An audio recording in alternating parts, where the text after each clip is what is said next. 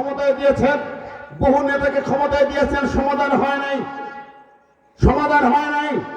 আমি বললাম একটা বার আলেমদের হাতে ক্ষমতা দেন, 5 বছর 10 বছর নয়, 20 বছর 50 54 বছর নয়, 24 ঘন্টার ভিতরে যদি চুরি দুর্নীতি বন্ধ করতে না পারি, বাংলার জমি ছেড়ে পালিয়ে যাব।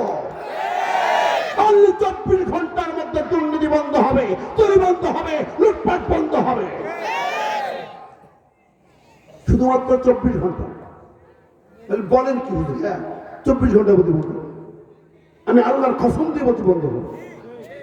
24 ঘন্টা লাগবে না, এই কোরআন সে গ্যারান্টি দিয়েছে। কথা বলেন, আমি প্রমাণ দেবো কিভাবে? বলে যাব 24 ঘন্টা, বলে যাব 24 ঘন্টা কিভাবে সম্ভব। কোরআনুল কারীম চুরি দুর্নীতি বন্ধে যে আইনটা দিয়েছে, আর সারিকতে ফাক্ত আইডা হলো, চোর পুরুষরা চুরি করলে হাত কেটে দাও। আমি আজকে ক্ষমতা নেব, কাল সকাল 10টায় একজনের হাত কেটে দেব। বড় বড় চোর আছে না, রাঘব বলো যে দরবেশ চাষা, দরবেশ চাষা তো আছে হাতের কাছে, না আছে না নাই? কতখানে আছে না নাই?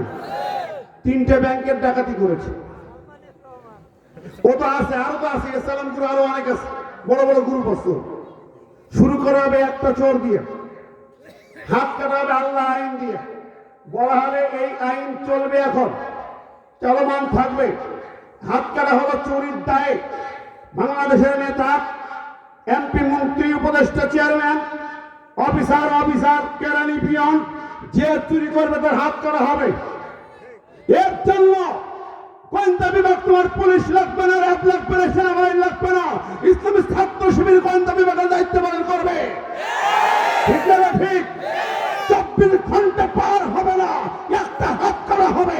বাংলার জমিন থেকে সব চুরি, সব দুর্নীতি, সব ঘুষ পালাবে, ভারতে পালাবে। কথা ঠিক যাবে। ঠিক।